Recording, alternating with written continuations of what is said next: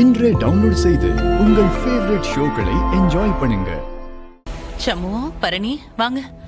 அண்ணன் என்னண்ணே இந்த நேரத்துல? இல்லத்தா, உன் வீட்டுக்கார்ட்ட பேசி கொஞ்சம் சமாதானமா பேசணும்னு சொன்னான். அதான். ஆறு ஏங்கிட்டியா? என்ன சமாதானம்? எதுக்கு சமாதானம்? மன்னிச்சுக்கிடுங்க மாமனார, கல்யாண வேலை ரொம்ப மும்முரமா போயிட்டு இருக்கு. இந்த விஷயத்தை இப்பயும் பேசலன்னா பிறகு அதுவே பெரிய தப்பாயிப்படும். அதான் நேரமும் காலமும் பார்க்காம வர வேண்டியதா போச்சு.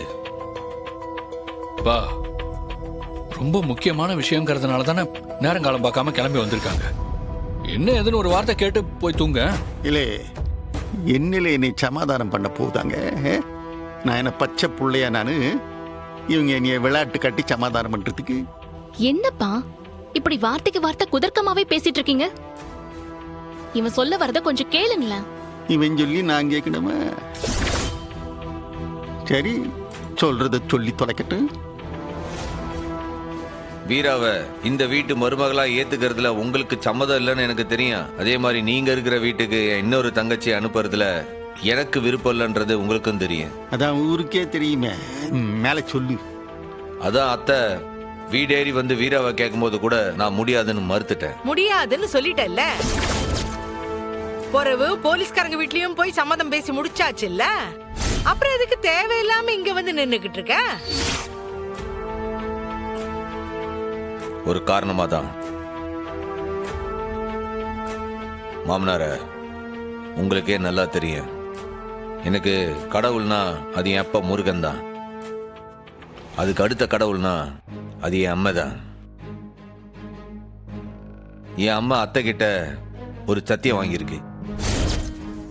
வீராவை இந்த வீட்டு மருமகளா ஆக்கணும்ட்டு அத்தை கிட்ட சத்தியம் வாங்கியிருக்கு.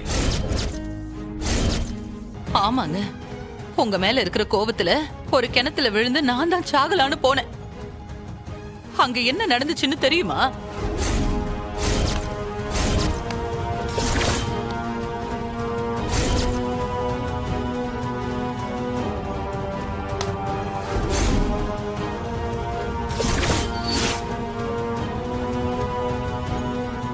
என் மதனிக்கு உங்க மேல கோவம் மட்டும் இல்ல, இதோ நிக்கானே என் மகன் சிவபால, இவன் மேல அம்புட்டு நம்பிக்கை.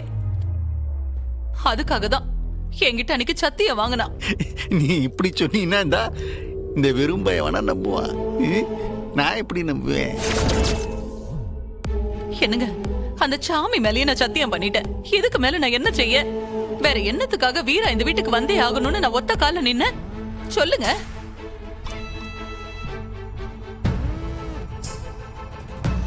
இங்க கொஞ்ச நேரத்துக்கு முன்னாடி வீராவுக்கு 90 போட்டு ஆசீர்வாதம் பண்ணுதப்ப என் மதனி வீராவுக்கு பின்னாடி வந்து நிக்கா.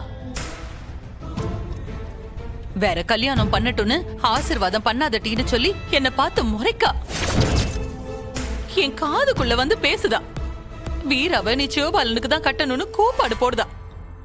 என்னால தாங்க முடியலங்க. அடேங்க அப்பா பாப்பா, அப்படியே கண் கலங்கி அழுது புரண்டு நடிச்சா என் தம்பி என்ன நம்பிடுவானா?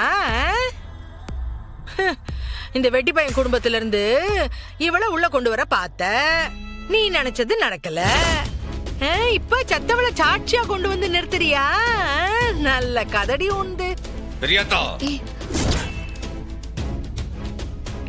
என் அத்தை ஒன்னும் பாண்டியம்மா கிடையாது மாத்தி மாத்தி பேசுறதுக்கு. என் அத்தைக்கு பொய் சொல்லணும்னு அவசியம் கிடையாது. என் அத்தைக்கு பொய் சொல்ல தெரியாது. கொஞ்சம் பொறுமையா இரு. இவளா பொய் சொல்ல மாட்டா. ஆனா பொய் சொல்ல சொல்லி நீ இவளை தூண்டி விட்டு இருந்தா? பா, ஏன்பா அப்படி கீழ்த்தனமா இறங்கி பேசுத? அம்மா தான் சொல்லுதாவல்ல, அதுதானே சத்தியம் பண்ணி கொடுத்துருக்கு. இல்ல, உன் அம்மைய ஒரு கோட்டிக்காரி. எவன் ஏத்தி விட்டாலும் அவன் கொடுக்குற சாவிக்கு ஆடிக்கிட்டு இருப்பா இவ. இவ பேச்ச நான் நம்பணுமா?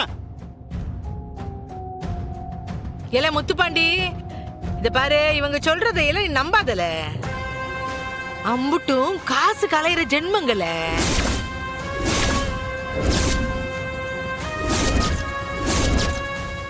கொஞ்சம் ஏமாந்தாலும் மண்டையில அப்படியே மசாலா அரைச்சிடுவாளுங்க.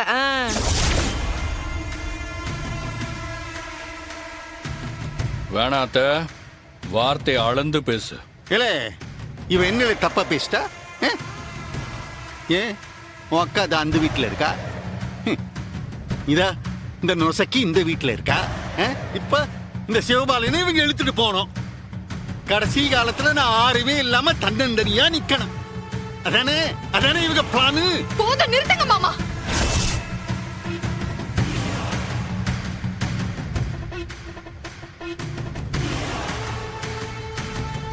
அடுத்தவன் சொத்தை அபகரிக்கிறது, அடுத்தவன் காசுக்கு ஆசைப்படுறதெல்லாம் யாரோட குணம்னு உங்க மனசாட்சியை கேட்டுக்கோங்க.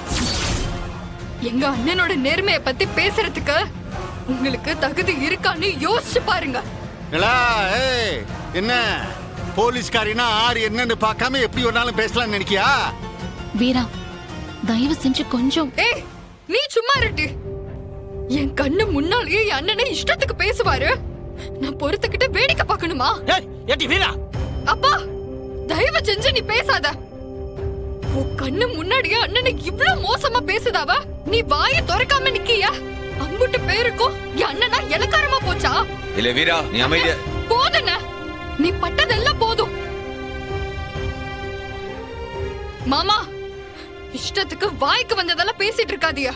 இதெல்லாம் யாரும் கேட்க மாட்டாங்கன்னு நினைச்சிட்டு இருக்கீங்களா? அந்த சாமி பாத்துட்டு இருக்கு, ஏன் என் அம்மையும் பாத்துட்டு இருக்கா. இந்த அம்புட்டுக்கும் சேர்த்து நீங்க அனுபவிக்கதான் போகுதியா? சரிதான், போலாம். இந்த மாதிரி 1000 சாபத்தை கேட்டிருக்கேன் நானு.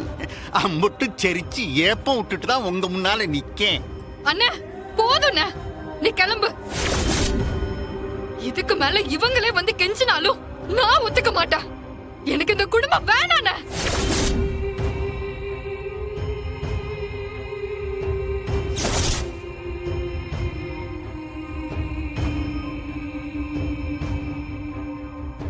இப்ப நீ வர போறியா இல்லையா? இல்லை, நான் தான் பேசிட்டு இருக்கோம்ல.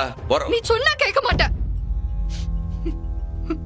அண்ணா நீ வாண்ண, வாண்ண போலாம். இல்லை இல்லை, என்னல செய்த? இருல பேசிக்கிடுவோம். நான் பேசுற பேச்சுல இந்த சம்மோ பையதான் கோவப்பட்டு என் மேல கைய வைப்பான். இனிமே ஜென்மத்துக்கு என் வீட்டுல இருந்து பொண்ணை எடுக்க மாட்டேன்னு சொல்லுவான்னு நினைச்சேன். ஆனா அங்கதான் ஆண்டவன் ட்விஸ்ட் வச்சிருக்கான். அந்த வீராவை நல்லா கட்ட விட்டு வேடிக்கை பார்த்திருக்கான். நல்லதா போச்சு. இனிமே இந்த வீர நாமளே கூப்பிட்டாலும் நம்ம வீட்டுக்கு வர மாட்டான். ஆமால சந்திரா, உன்ன மாதிரி ஒரு அறிவாளி இந்த உலகத்துல வேற யாரு இருக்கா? ஆனாலும் இந்த சம்மும் ரொம்ப பொறுமையா இருக்கான் பாத்தியா? எல்லாம் என் மக செஞ்ச வேலை, என் பொண்ணு இல்ல. நல்ல வேலை, அந்த வீட்டுல ஒரு பொம்பளைக்காவது ரோசம் வந்திருக்கே. அதனாலதான்க்கா நம்ம நினைச்சது நடந்திருக்கி.